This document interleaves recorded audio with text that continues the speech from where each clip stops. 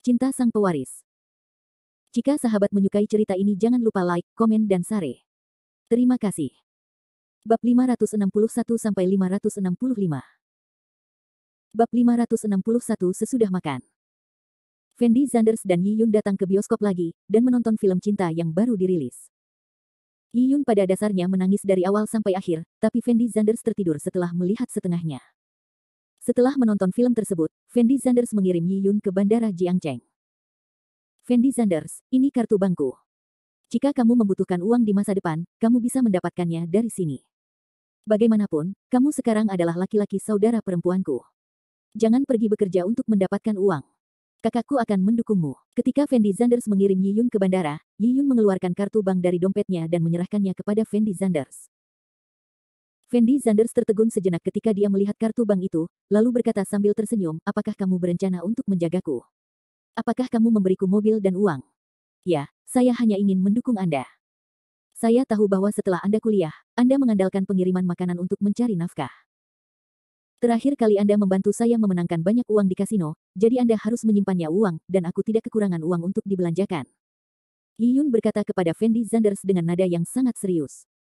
Tidak perlu, aku cukup kaya sekarang. Fendi Zanders menjawab Yi Yun dengan ringan. Bagaimana kamu bisa punya uang? Kita berdua telah berkembang sampai saat ini, jadi jangan berbohong padaku. Kata Yi Yun kepada Fendi Zanders tanpa daya. Aku tidak berbohong padamu, aku benar-benar tidak membutuhkan uang, kamu harus menyimpan uang ini untuk dirimu sendiri. Fendi Zanders tidak tahu bagaimana dia harus menjelaskan kepada Yi Yun bahwa dia kaya, jadi dia tidak banyak bicara, dan langsung memasukkan kartu bank itu ke dalam tas Yi Yun. Fendi Zanders, kamu memenangkan semua uang ini dari Feng Jun, jadi jangan malu. Yi Yun berkata dengan lembut kepada Fendi Zanders. Aku tidak malu. Aku benar-benar tidak membutuhkan uang sekarang. Kamu harus menyimpan uang ini untuk dirimu sendiri. Jika suatu saat aku benar-benar membutuhkan uang, aku akan meneleponmu untuk memintanya. Fendi Zanders berkata dengan ringan. Melihat Fendi Zanders benar-benar tidak berniat meminta uang padanya, Yi Yun mengangguk tak berdaya, lalu menyimpan kartu banknya. Aku akan naik pesawat. Yi Yun melihat waktu itu, dan berkata kepada Fendi Zanders dengan sedikit enggan. Bagus. Fendi Zanders mengangguk. Yi Yun ragu-ragu sejenak, mencium pipi Fendi Zanders dengan lembut, lalu berbalik dan berlari menuju pintu masuk bandara. Melihat punggung Yi Yun, Fendi Zanders tersenyum tak berdaya, berbalik dan bersiap meninggalkan bandara. Jingle bell. Saat ini, ponsel Fendi Zanders tiba-tiba berdering. Fendi Zanders mengeluarkan ponselnya dan melihatnya, hanya untuk menemukan bahwa itu adalah panggilan Fang Zihua. Fendi Zanders segera menghubungkan teleponnya, dan bertanya dengan lembut, apakah Anda menemukan kedua pembunuh itu? Menemukannya. Jawab Fang Zihua dengan suara rendah. Lalu apakah kamu mengetahui dari mereka siapa yang mempekerjakan mereka berdua? Fendi Zanders bertanya dengan penuh semangat. Ini mungkin tidak ditanyakan. Kata Fang Zihua dengan nada tak berdaya. Fendi Zanders tertegun sejenak ketika mendengar kalimat ini, lalu mengerutkan kening dan bertanya, mengapa? Tuan Zanders, ketika orang-orang kami menemukan dua orang ini, mereka telah dibungkam. Waktu kematiannya adalah jam 4 pagi tadi malam. Fang Zihua berbisik. Setelah Fendi Zanders mendengar kata-kata Fang Zihua, dia tercengang, dengan ekspresi luar biasa di wajahnya.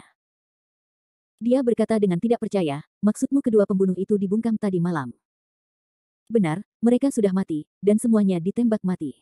Caranya sangat bersih dan rapi. Menurutku pihak lain pasti telah melakukan sesuatu terhadap mereka berdua setelah mereka tahu bahwa pembunuhan mereka gagal. Fang Zihua menganalisis dengan lembut. Lalu apakah ada kabar dari Li Zitong? Fendi Zanders bertanya dengan suara rendah. Li Yuankang masih di luar negeri. Jika Li Yuankang melakukan sesuatu padamu, pada dasarnya itu tidak mungkin. Fang Zihua berkata perlahan. Karena itu bukan Li Yuankang, itu Feng Jun atau seseorang dari Rockefeller. Fendi Zanders ragu-ragu sejenak, lalu berkata dengan ringan, saya meminta Anda untuk menghubungi Feng Jianmin, sudahkah Anda menghubungi? Saya menghubungi Tuan Zanders, kapan Anda punya waktu malam ini? Kita bisa bertemu dengan Feng Jianmin. Saya punya waktu sekarang, Anda dapat menemukan restoran manapun, saya ingin bertemu Feng Jianmin. Fendi Zanders berkata dengan ringan. Oke. Fang Zihua hanya membalas Fendi Zanders, lalu langsung menutup telepon. Jam 8 malam. Fendi Zanders menemukan Maserati Yi Yun diparkir di depan restoran, dan kemudian pergi ke restoran tempat Fang Zihua membuat janji sendiri dengan Feng Jianmin. Tuan, apakah Anda punya janji? Setelah memasuki hotel, wanita di meja depan bertanya kepada Fendi Zanders sambil tersenyum. Di kotak mana Fang Zihua berada? Fendi Zanders menjawab dengan ringan. Apakah Anda tamu Tuan Fang? Setelah mendengar kata-kata Fendi Zanders, ekspresi wanita di meja depan berubah drastis, dan dia bertanya kepada Fendi Zanders dengan nada gugup. Kebaikan. Fendi Zanders sedikit mengangguk. Bos Fang sudah ada di dalam kotak, tolong. Setelah mengetahui bahwa Fendi Zanders adalah tamu yang diundang oleh Fang Zihua, wanita di meja depan mengubah sikapnya terhadap Fendi Zanders. Dia buru-buru membawa Fendi Zanders ke pintu sebuah kotak, dan berkata kepada Fendi Zanders dengan lembut, Tuan Fang ada di dalam kotak ini. Terima kasih. Fendi Zanders memandang wanita di meja depan dan tersenyum, lalu langsung masuk ke dalam kotak. Setelah memasuki kotak itu, Fendi Zanders menemukan 3 orang di dalam kotak itu. Salah satunya adalah Fang Zihua, dan 2 lainnya adalah Feng Jun dan Feng Jianmin, ayah Feng Jun. Setelah Feng Jun melihat Fendi Zanders berjalan ke dalam kotak, dia tertegun sejenak, lalu buru-buru berdiri dan berteriak keras kepada Fendi Zanders, Fendi Zanders, kenapa kamu ada di sini? Bentak. Setelah Feng Jianmin mendengar kata-kata Feng Jun, dia menamparkan wajah Feng Jun tanpa berpikir panjang, lalu berteriak dengan mata terbuka lebar, kenapa kamu berbicara dengan Tuan Zanders? Zanders, Tuan Zanders. Setelah ditampar oleh Feng Jianmin, Feng Jun tertegun, dengan ekspresi sangat terkejut di wajahnya, menunjuk ke arah Fendi Zanders dan berkata, Ayah, apakah kamu tahu ini Fendi Zanders? Ini Tuan Zanders. Feng Jianmin menyipitkan matanya dan berteriak, lalu buru-buru berjalan ke depan Fendi Zanders, dan berkata kepada Fendi Zanders dengan ekspresi gugup, Tuan Zanders, saya benar-benar minta maaf, saya tidak tahu identitas Anda, saya harap Anda tidak tahu identitas Anda. Aku tidak tahu identitasmu seperti anjing. Tidak, ayah, Fendi Zanders ini hanyalah murid miskin, bagaimana dia bisa menjadi Tuan Zanders? Feng Jun masih tidak memahami situasi saat ini, dan berteriak dengan nada sangat bersemangat. Tuan Zanders adalah bosku, dan Tuan Zanders ingin bertemu kalian berdua hari ini. Fang Zihua berdiri di samping Feng Jun dan menjelaskan sedikit. Zanders, Fendi Zanders adalah bosmu, Tuan Fang. Setelah Feng Jun mendengar kalimat ini, dia tercengang, dan ekspresi wajahnya yang berdiri di sana sangat tidak terbayangkan. Bab 562. Feng Jun kalah dari Fendi Zanders di kasino Haolilai dengan total 50 juta. Meskipun Feng Jun berpikir untuk membunuh Yi Yun nanti, Fendi Zanders menghancurkannya. Jadi sekarang Feng Jun bisa dikatakan sedang mengertakkan gigi karena kebenciannya pada Fendi Zanders. Setelah kembali ke rumah, dia meminta seseorang untuk menyelidiki identitas Fendi Zanders. Namun, Feng Junsi terkejut dengan hasil penyelidikannya. Ia menemukan bahwa Fendi Zanders hanyalah seorang siswa miskin yang biasanya mengandalkan pengantaran makanan untuk memenuhi kebutuhan hidupnya, tanpa latar belakang identitas sama sekali. Jadi Feng Jun akan mencari kesempatan untuk memberi pelajaran yang baik kepada Fendi Zanders. Baru saja Fang Zihua menelepon Feng Jianmin dan mengatakan bahwa ada seseorang yang ingin bertemu mereka berdua, dan orang tersebut adalah bos Fang Zihua. Feng Jianmin sendiri adalah bawahan Fang Zihua, jadi dia tentu tahu bahwa bos Fang Zihua adalah Fendi Zanders. Feng Jianmin pernah bertemu Fendi Zanders ketika dia berada di perjamuan grup Villa Xianhu. Namun dia tidak pernah menemukan kesempatan untuk berbicara dengan Fendi Zanders. Kali ini Fendi Zanders benar-benar berinisiatif untuk bertemu dengannya, jadi dia secara alami sangat bersemangat. Tapi Feng Jun bingung tentang hal ini. Dia tidak tahu bahwa Fendi Zanders sebenarnya adalah Tuan Zanders, yaitu bos Feng Jianmin. Setelah Feng Jun mendengar kata-kata Fang Zihua, ekspresi wajahnya sangat luar biasa, dan dia berkata dengan tidak percaya, Tuan Fang, Anda. Apakah Anda benar? Fendi Zanders ini hanyalah seorang siswa miskin, dia. Bagaimana mungkinkah dia Tuan Zanders? Apakah menurutmu aku akan salah mengira bosku? Fang Zihua bertanya pada Feng Jun tanpa ekspresi. Tidak, tidak akan. Feng Jun membeku sesaat, lalu dengan cepat menggelengkan kepalanya. Fang Zihua memandang Feng Jun dengan acuh tak acuh, lalu berjalan tepat di depan Fendi Zanders, dan berkata dengan lembut kepada Fendi Zanders, Tuan Zanders, saya memanggil kalian berdua. Bagus. Fendi Zanders mengangguk ringan, lalu berjalan tepat di depan Feng Jun, dan berkata dengan lembut kepada Feng Jun, kita berdua bertemu lagi. Fendi Zanders, siapa kamu? Feng Jun benar-benar tercengang saat ini, dan dia tergagap dan bertanya pada Fendi Zanders. Siapa aku? Kamu bisa bertanya pada ayahmu. Fendi Zanders menoleh dan menatap Feng Jianmin.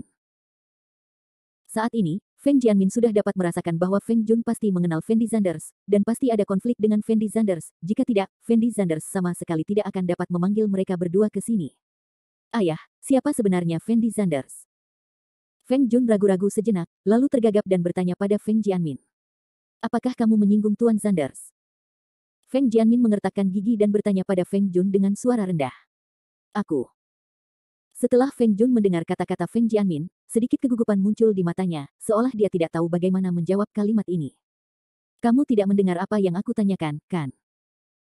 Feng Jianmin berteriak dengan wajah datar, lalu menunjuk ke arah Feng Jun dan bertanya, saya bertanya, apakah Anda telah menyinggung Tuan Zanders? Seharusnya, itu tidak boleh dianggap sebagai pelanggaran, aku baru saja memainkan beberapa permainan dengan Fendi Zanders di kasino.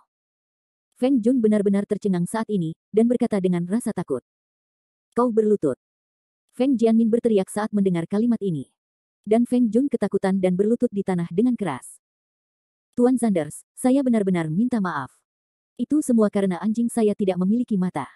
Dia memenangkan uang Anda dari Tuan Zanders. Saya akan memintanya mengembalikan uang itu kepada Anda sekarang. Feng Jianmin berkata kepada Fendi Zanders dengan nada sangat gugup. Apakah menurutmu aku terlihat seperti orang yang kekurangan uang? Fendi Zanders menyipitkan matanya dan bertanya pada Feng Jianmin dengan lembut. Saat ini, Feng Jianmin merasa Feng Jun pasti memenangkan uang Fendi Zanders di kasino, itulah mengapa Fendi Zanders memanggil mereka. Tetapi ketika dia mendengar kata-kata Fendi Zanders, ekspresi wajahnya sedikit bingung. Ayah, aku memang bermain beberapa permainan dengan Fendi Zanders di kasino kemarin, tapi aku tidak memenangkan uang apapun. Bukan saja aku tidak memenangkan uang apapun, aku juga kehilangan puluhan juta karena dia. Feng Jun berlutut di tanah dan berteriak dengan nada yang sangat sedih. Feng Jianmin tertegun sejenak ketika dia mendengar kata-kata Feng Jun, dan kemudian berkata dengan suara rendah, kalau begitu, kamu berhutang uang pada Tuan Zanders. Saya meminjam semua uang saya dari kasino, dan saya tidak berhutang uang padanya. Feng Jun berteriak sekeras-kerasnya. Tuan Zanders, apa yang terjadi? Feng Jianmin juga sedikit bingung saat ini, dan bertanya pada Fendi Zanders dengan nada sangat bingung. Apa yang terjadi, dia mengetahuinya di dalam hatinya. Fendi Zanders menunjuk ke arah Feng Jun. Apa lagi yang kamu lakukan? Katakan padaku. Feng Jianmin menoleh untuk melihat Feng Jun, dan berteriak dengan nada sangat marah. Apa lagi yang telah kulakukan? Feng Jun mau tidak mau tertegun sejenak ketika dia mendengar kata-kata Feng Jianmin, dan kemudian dia tergagap, Aku akan membunuh wanita jalang Yi Yun itu dengan pisau, tapi diusir oleh Tuan Zanders, dan selebihnya aku juga tidak melakukan apa-apa. Kamu masih ingin membunuh? Feng Jianmin sangat kesal dengan kata-kata Feng Jun sehingga dia tidak tahu harus berkata apa. Aku hanya impulsif saat itu sebabnya aku menikam orang dengan pisau, tapi aku dihentikan oleh Tuan Zanders, dan aku juga berlari ke arah Yi Yun, bukan Tuan Zanders. Feng Jun tergagap dan menjelaskan. Tuan Zanders, saya benar-benar minta maaf. Saya tidak menyangka bajingan ini begitu berani.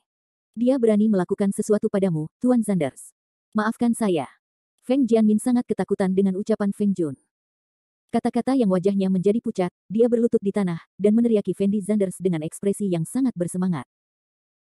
Fendi Zanders memandang Feng Jianmin dengan acuh tak acuh, lalu berkata tanpa ekspresi, kamu tidak perlu berlutut terburu-buru, bukan ini yang saya bicarakan. Mendengar perkataan Fendi Zanders, Feng Jianmin sangat marah hingga hampir pingsan. Dia buru-buru menoleh dan berteriak pada Feng Jun, apa yang kamu lakukan? Tidak bisakah kamu menyelesaikan pembicaraan dalam satu tarikan napas? Apa lagi yang telah kulakukan? Feng Jun juga jelas tercengang. Dia tidak bisa menahan diri untuk tidak melihat ke arah Fendi Zanders, dan kemudian tergagap, saya pulang ke rumah setelah meninggalkan kasino kemarin. Saya tidak melakukan apapun. Apakah Anda yakin tidak melakukan apapun? Fendi Zanders bertanya pada Feng Jun dengan suara rendah. Ya, ayah saya bisa bersaksi kepada saya. Saya sampai di rumah jam 11 tadi malam, lalu saya kembali ke kamar untuk tidur. Saya tidak melakukan apa-apa. Feng Jun menggelengkan kepalanya dengan tergesa-gesa. Fendi Zanders menoleh untuk melihat Fang Zihua, dan mengedipkan mata padanya. Setelah Fang Zihua melihat kedipan mata Fendi Zanders, dia mengeluarkan foto macan tutul dan beruang grizzly, berjalan ke arah Feng Jun, dan bertanya kepada Feng Jun dengan ekspresi serius, apakah kamu mengenali dua orang di foto itu? Feng Jun buru-buru melihat foto itu, lalu menggelengkan kepalanya dan berkata, saya tidak tahu, saya tidak kenal kedua orang ini. Bab 563. Benar-benar tidak tahu. Fendi Zanders menyipitkan matanya dan terus bertanya. Feng Jun berlutut di depan Fendi Zanders, dengan ekspresi ketakutan yang luar biasa di wajahnya. Dia memandang Fendi Zanders dengan rasa takut dan berkata, Tuan Zanders, saya benar-benar tidak mengenal kedua orang ini. Siapakah dua orang ini? Saat ini, Feng Jun dan Feng Jianmin tidak tahu apa yang sedang terjadi. Tadi malam, ketika Tuan Zanders meninggalkan kasino, dia bertemu dengan dua pembunuh, dan kedua pembunuh ini adalah dua orang yang ada di foto. Fang Zihua berdiri di samping Feng Jun, dan berkata kepada Feng Jun tanpa ekspresi. Setelah Feng Jun dan yang lainnya mendengar kata-kata Fang Zihua, mereka langsung tercengang. Tuan Zanders, kapan Anda bertemu dengan dua pembunuh ini tadi malam? Feng Jianmin berteriak pada Fendi Zanders dengan nada sangat bersemangat. Ini sudah lewat jam 1 pagi. Fendi Zanders berkata dengan ringan. Sangat mustahil bagi Feng Jun untuk menemukan kedua pembunuh itu, Tuan Zanders, karena Feng Jun sudah pulang ke rumah pada jam 12 tadi malam. Feng Jianmin menjelaskan dengan cemas. Bukannya Feng Jun sendiri yang melakukannya pada Tuan Zanders. Bahkan jika Feng Jun sudah kembali ke rumah, dia bisa menemukan pembunuh untuk melakukannya pada Tuan Zanders. Jadi ini tidak membuktikan bahwa Feng Jun tidak menemukan ini. Dua orang. Fang Zihua berkata tanpa ekspresi. Zanders, Tuan Zanders, tadi malam aku impulsif, itu sebabnya aku menyerang Yi Yun, tapi aku tidak mengejarmu, dan jika aku benar-benar pergi mencari si pembunuh tidak akan bisa membunuhnya. Begitu cepat. Lakukan itu padamu. Feng Jun juga sedikit tercengang saat ini, dan meneriaki Fendi Zanders dengan ekspresi tak berdaya. Feng Jun, sebaiknya kamu memikirkan masalah ini sebelum berbicara denganku, karena kedua pembunuh ini masih hidup, jika aku menemukan mereka, kamu harus jelas tentang konsekuensinya. Kata Fendi Zanders lembut kepada Feng Jun. Tuan Zanders, kedua orang ini benar-benar tidak ada hubungannya dengan saya. Saya bersumpah saya tidak pernah mengenal kedua orang ini. Jika saya benar-benar menemukan dua orang ini, maka seluruh keluarga saya akan mati. Feng Jun berteriak pada Fendi Zanders dengan penuh semangat. Ya, Tuan Zanders, saya masih memahami karakter Feng Jun. Meskipun Feng Jun memang agak melanggar hukum pada saat-saat biasa, dia pasti tidak punya nyali untuk melakukan pembunuhan. Saya harap Anda, Tuan Zanders, dapat menyelidiki masalah ini. Jelas. Feng Jianmin juga berteriak. Fendi Zanders memandang Feng Jun dan Feng Jianmin, dan keanehan muncul di matanya. Karena Fendi Zanders tahu kedua pembunuh itu sudah mati sekarang, tidak ada bukti apakah Feng Jun melakukan ini atau tidak. Namun dari reaksi Feng Jun, Fendi Zanders dapat merasakan bahwa Feng Jun sebenarnya tidak melakukannya, dan Feng Jun sepertinya tidak mengenal kedua orang ini. Feng Jun, jika aku menemukan dua orang ini. Saya berani, Tuan Zanders, saya benar-benar tidak mengenal kedua orang ini. Tadi malam saya melakukan sesuatu pada Anda dan Yi Yun secara impulsif. Setelah saya bangun, saya sangat menyesalinya, tetapi saya benar-benar tidak mengetahui hal ini. Dua orang. Dua orang. Feng Jun berteriak pada Fendi Zanders dengan nada yang sangat serius. Fendi Zanders berdiri di sana sambil berpikir sejenak, lalu melambai ringan ke arah Feng Jun dan Feng Jianmin, dan berkata tanpa ekspresi, kalian berdua pergi dulu, jika ada hal lain, saya akan mendatangi kalian berdua lagi. Terima kasih, Tuan Zanders, terima kasih, Tuan Zanders. Setelah Feng Jun mendengar kata-kata Fendi Zanders, dia segera merasa lega, dan buru-buru meneriaki Fendi Zanders 2 kali, lalu berbalik untuk pergi. Tetapi Feng Jianmin ragu-ragu sejenak, berdiri dan berkata kepada Fendi Zanders, Tuan Zanders, saya sangat mengenal karakter anak saya. Saya dapat menjamin bahwa masalah ini pasti tidak dilakukan oleh Feng Jun. Dia tidak punya nyali sama sekali. Semua. Fendi Zanders memandang Feng Jianmin dengan ringan, dan berkata dengan tenang, aku tahu, aku bukan tipe orang yang tidak masuk akal, jangan khawatir. Oke, jika Tuan Muda tidak ada urusan, aku akan pergi dulu. Feng Jianmin buru-buru mengangguk ke Fendi Zanders, lalu berbalik dan keluar dari kotak.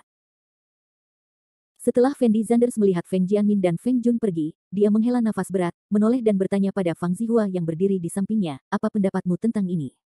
Menurutku Feng Jun tidak menggerakkan tangannya. Jawab Fang Zihua dengan sangat serius. Mengapa? Fendi Zanders bertanya dengan ringan. Karena dilihat dari reaksi Feng Jun barusan, dia benar-benar tidak mengenal dua orang di foto itu. Kata Fang Zihua perlahan. Sekarang semua orang sudah mati, kita tidak tahu apakah yang dia katakan itu benar atau tidak. Aku hanya menakutinya sekarang. Kata Fendi Zanders lembut. Saya tahu, Tuan Zanders, Anda sengaja mencoba menakut-nakuti Feng Jun, tetapi reaksi di wajah Feng Jun barusan tidak bisa dipalsukan. Saya bisa merasakan ketakutan di matanya, yang berarti Feng Jun pasti tidak mengetahuinya. Dua pembunuh, jika tidak, dia tidak akan pernah bereaksi seperti itu. Fang Zihua memandang Fendi Zanders dan berhenti sejenak, lalu melanjutkan, dan kemarin saya mengirim seseorang untuk menyelidiki kedua pembunuh itu, dan menemukan bahwa kedua pembunuh itu adalah pembunuh yang sangat profesional, dan mereka biasanya mengikuti target sebelum bergerak. Untuk waktu yang lama, sangat tidak mungkin untuk mengambil tindakan dengan mudah. Tuan Zanders, Anda memiliki konflik dengan Feng Jun tadi malam, jadi saya pikir meskipun Feng Jun menemukan mereka, mereka tidak akan bisa menyerangmu malam itu. Fendi Zanders memandang Fang Zihua dan ragu-ragu sejenak, lalu berkata dengan ringan, saya pikir analisis Anda masuk akal, tetapi jika bukan tindakan Feng Jun, atau tindakan Li Yuankang, lalu siapa lagi yang bisa melakukannya? Apa? Dan membunuh kedua orang ini segera setelahnya, jelas kami tidak ingin kami mengetahui keberadaan pihak lain. Mungkin orang-orang Rockefeller yang melakukannya padamu. Fang Zihua berkata dengan suara rendah. Orang-orang dari Rockefeller menyentuhku. Mendengar perkataan Fang Zihua, mata Fendi Zanders berkilat aneh. Faktanya, yang paling dikhawatirkan Fendi Zanders saat ini adalah orang-orang Rockefeller akan menyerangnya, karena Rockefeller saat ini adalah musuh tersulit yang harus dihadapi Fendi Zanders. Menurutku Rockefeller mungkin tidak benar-benar ingin membunuhmu. Kali ini mereka hanya menguji keamanan di sekitarmu, sehingga mereka bisa menyerangmu di masa depan. Fang Zihua berhenti sejenak, lalu melanjutkan, jika orang-orang Rockefeller benar-benar ingin membunuh Anda, mereka pasti dapat menemukan lebih banyak pembunuh profesional, tetapi kali ini Rockefeller baru saja menemukan 2 pembunuh yang sangat biasa. Saya pikir tujuan sebenarnya mereka adalah untuk menguji Anda, Tuan Zanders, untuk memfasilitasi tindakan mereka di masa depan. Kalau begitu maksudmu orang-orang Rockefeller kemungkinan besar akan menyerangku lagi, kan? Fendi Zanders memahami maksud Fang Zihua dalam sekejap, dan bertanya pada Fang Zihua dengan penuh semangat. Bab 564.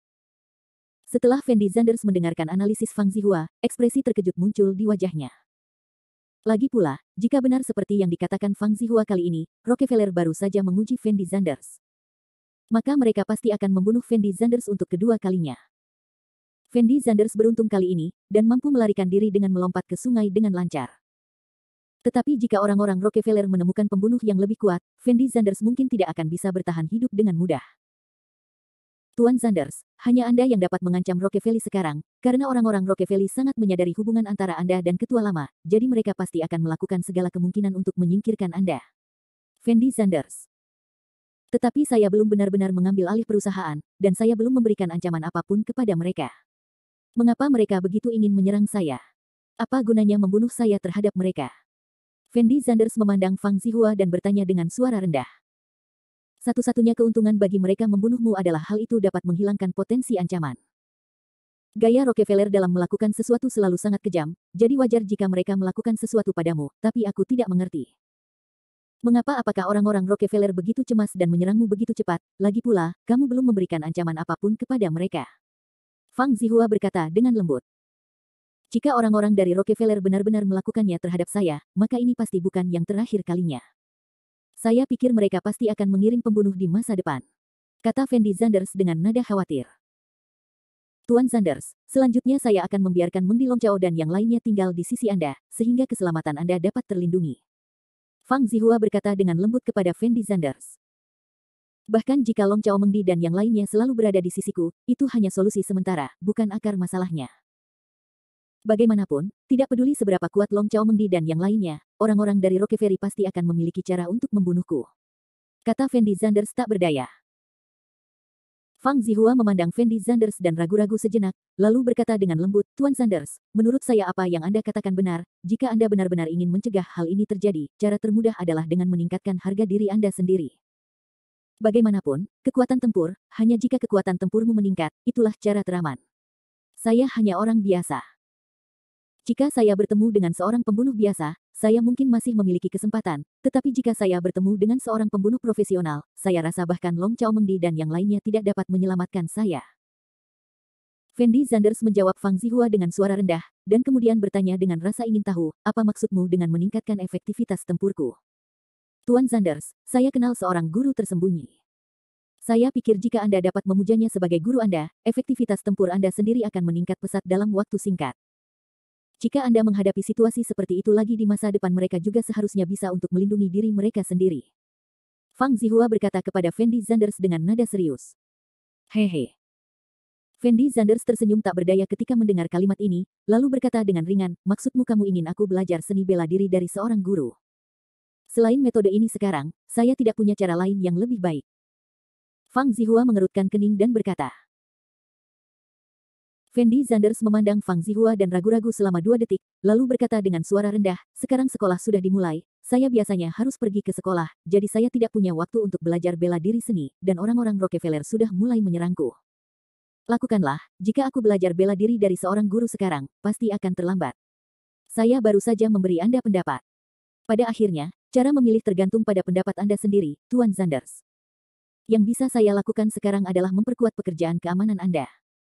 Fang Zihua berkata dengan lembut kepada Fendi Zanders. Yah, Aku mengerti maksudmu. Fendi Zanders mengangguk ringan, lalu berdiri dan memandang Fang Zihua dan berkata, Anda meminta orang-orang Anda untuk mengawasi Feng Jun untuk saya, dan jika Anda menemukan sesuatu yang salah, segera hubungi saya, dan selidiki catatan panggilan Feng Jun itu. Malam, dan lihat apakah Feng Jun mungkin telah menghubungi kedua pembunuh itu melalui saluran lain. Oke. Fang Zihua setuju, dan kemudian mengambil inisiatif untuk mengeluarkan Fendi Zanders dari kotaknya. Saat itu sudah jam 10 malam ketika Fendi Zanders meninggalkan hotel. Dia kembali ke Emperor View Villa sendirian, dan setelah mandi sederhana, dia siap untuk tidur. Tapi saat Fendi Zanders sedang berbaring di tempat tidur, ponselnya tiba-tiba berdering. Fendi Zanders mengangkat telepon dan melihatnya, hanya untuk mengetahui bahwa itu adalah panggilan Yi Yun. Apakah kamu sudah sampai di Hendian? Fendi Zanders menjawab telepon dan bertanya sambil tersenyum. Sudah sampai. Aku sudah turun dari pesawat selama 2 jam. Kamu tidak meneleponku, atau aku berinisiatif meneleponmu. Apa kamu terlalu tidak berperasaan? Setelah mendengar kata-kata Fendi Zanders, Yi Yun berkata dengan nada kesal.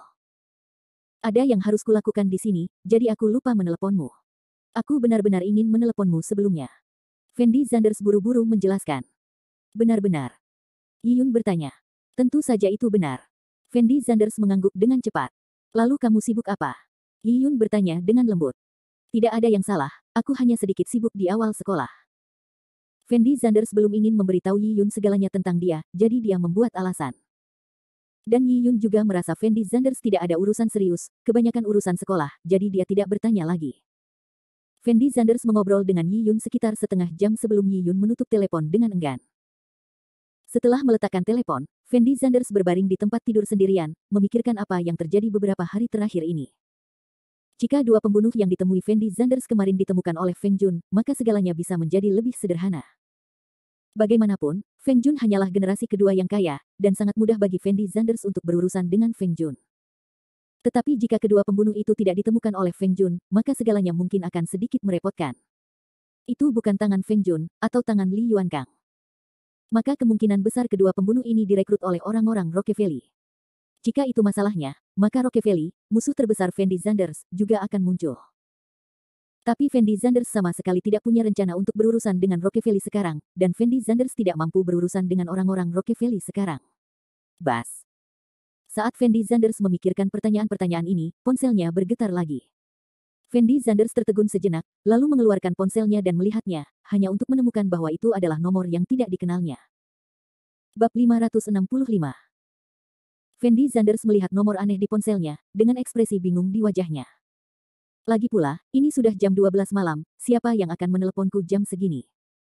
Fendi Zanders ragu-ragu selama 2 detik, akhirnya menekan tombol sambungkan, dan bertanya dengan lembut, halo, siapa itu? Tuan Zanders, saya Lin Rongsheng, pemilik kasino Holyland, kita pernah bertemu sebelumnya, Anda masih harus mengingatnya. Lin Rongsheng bertanya dengan nada penuh hormat. Bos Lin, kenapa kamu tidak meneleponku selarut ini? Fendi Zanders tertegun sejenak, dan bertanya dengan ringan. Tuan Zanders, seperti ini. Bukankah terakhir kali Anda kehilangan 50 juta kepada saya di kasino? Saya tahu bahwa Anda sengaja kehilangan uang ini kepada saya, jadi Anda lihat kapan Anda punya waktu untuk kehilangan uang ini. Bawa pergi. Lin Rongsheng bertanya dengan sangat bijaksana. Faktanya, ini bukan pertama kalinya Lin Rongsheng menelepon Fendi Zanders. Lin Rongsheng menelepon Fendi Zanders suatu kali ketika Fendi Zanders berada di rumah Yi Yun. Hanya saja saat itu Fendi Zanders sedang sibuk menggoda Yi Yun, sehingga tidak sempat menjawab telepon sama sekali. Aku kehilangan uang itu untukmu, simpan saja. Kata Fendi Zanders lembut ke telepon. Tuan Zanders, saya tidak berani mengambil uang ini, Anda harus mengambilnya. Lin Rongsheng buru-buru menjawab. Fendi Zanders awalnya berencana menggunakan uang ini untuk membalas budi yang telah dibantu oleh Lin Rongsheng pada awalnya, tetapi Lin Rongsheng tidak berniat menerima uang itu sama sekali. Selain itu, Lin Rongsheng jelas tidak mau menggunakan uang ini untuk menebus hutang Fendi Zanders padanya. Kamu benar-benar tidak menginginkan uang itu? Fendi Zanders bertanya dengan lembut. Ini uang Anda, Tuan Zanders. Tentu saja saya tidak bisa menerimanya. Tuan Zanders, datang dan dapatkan saat Anda punya waktu luang, atau saya dapat mengirimkan uangnya langsung. Lin Rongsheng berkata sambil tersenyum.